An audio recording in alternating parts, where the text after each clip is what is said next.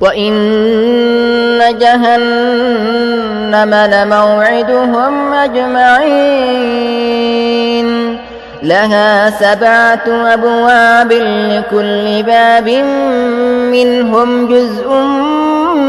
مقسوم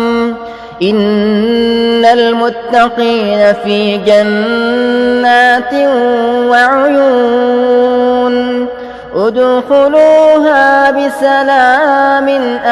آمنين ونزعنا ما في صدورهم من غل إخوانا على سرر متقابلين لا يمسهم فيها نصب وما هم